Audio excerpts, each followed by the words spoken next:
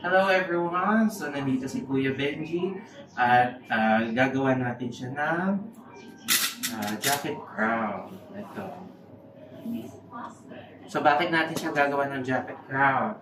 Kasi ang case niya is na-accident siya before kung saan nabali yung ngipin niya into half. Tapos niroot canal natin before, pero ang nilagay ko lang ay composite restoration. Pero ano bang nangyayari dun sa composite restoration niya? Laging natatanggal.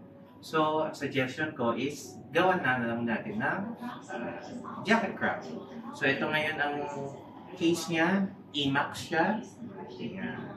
So, before ko ilagay ito, since naroot ka na naman natin yung ngipin, nilagyan ko din muna ng poste dun sa loob para mas matibay yung pagkakapita ng jacket crown. Okay. So, ngayon, okay, Kuya.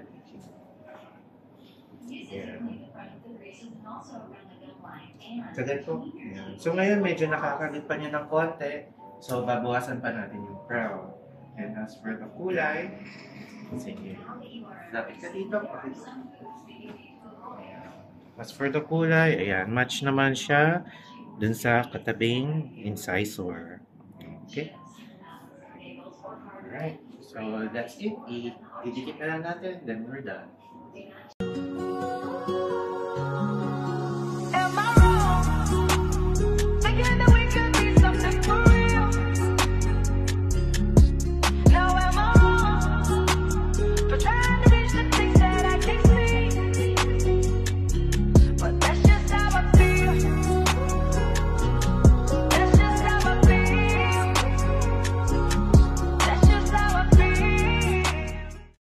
I feel good and maganda yung facilities and very friendly yung mga staff pati si Doc and well explain yung mga procedure na ginawa and yun, I feel very comfortable during the operation.